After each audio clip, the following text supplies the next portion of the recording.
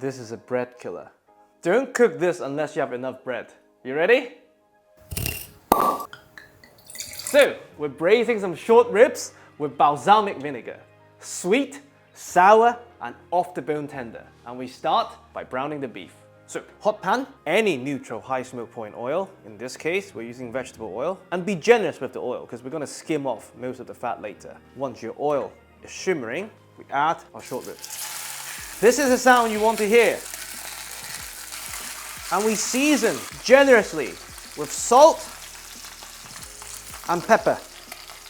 Ideally, if time permits, for any braising dishes, salt them the night before. Leave them in the fridge uncovered. This way, the salt would have time to break down the protein fibers into smaller amino acid strands, making them more tender, juicier. And the fridge will also dry out the surface, making browning easier. And what we're essentially doing now is the first stage of the braising process.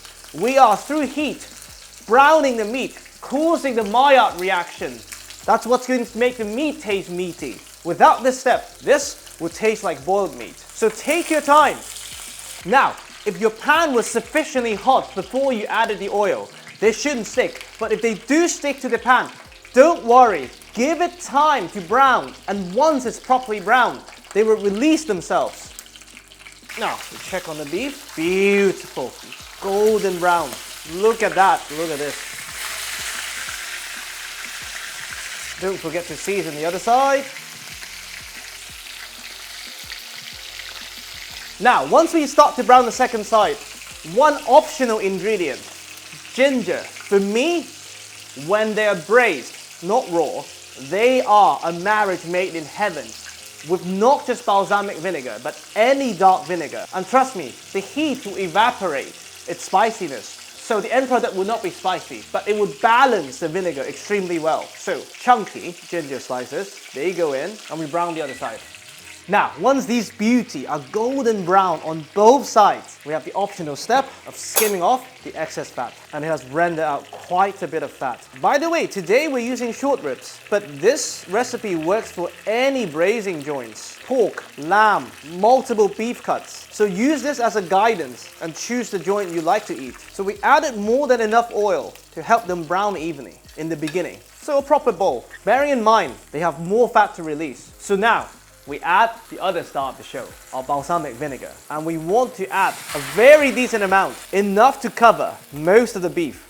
And we bring back some heat to evaporate some of the acidity.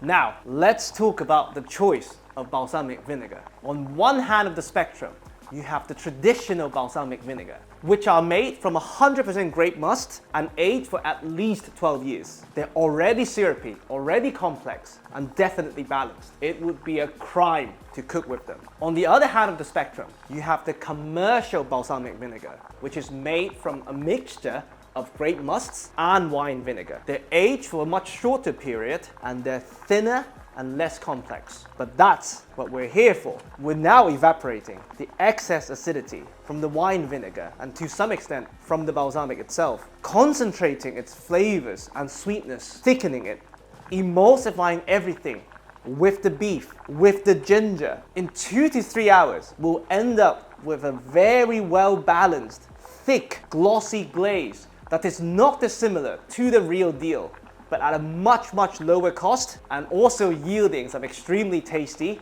off the bone tender beef in the process. Now, one more optional ingredient to balance the acidity. We have some dried dates here. When you add the dates, it's a personal choice. Do you want the dates to be sweet, or do you want the sauce to be sweet? The earlier you add the dates, the sweeter the sauce, the later the dates themselves. So, purely out of consideration for my missus, they go in now. Or you can do this in stages. Add a few now, add a few later.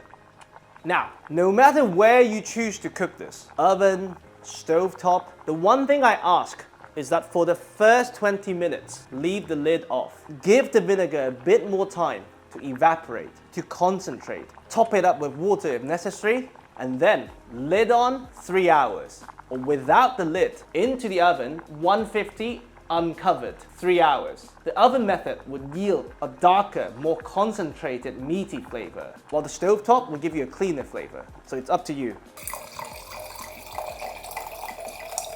All right, after 3 hours, this is what we have. Look at that. The ribs have taken on this wonderful color of the balsamic vinegar, and the vinegar itself has reduced quite dramatically, even with the lid on the stove, by at least half, concentrating itself and its flavors. And as you can see, this is already staining, not yet coating, the back of my spoon, which is what I like for something that falls off the bone. But of course, you can reduce this as much as you like. Just bear in mind the fact that because of the sugar content of the vinegar and the oil and fat that has been released by the short ribs, this will reduce at a much higher temperature, closer to caramel than water. During the cooking process, I've skimmed off another bowl of fat. Looks similar to a bread dipping, huh? And now we're ready to plate.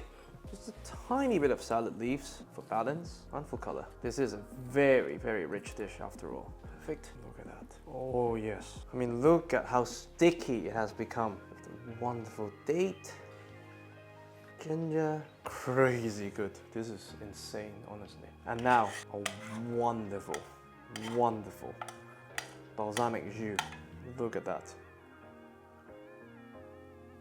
And that's it. Sweet, sour, complex, sticky, off the bone tender, and most importantly, extremely easy to make. This is balsamic braised beef short ribs. I really hope you enjoy.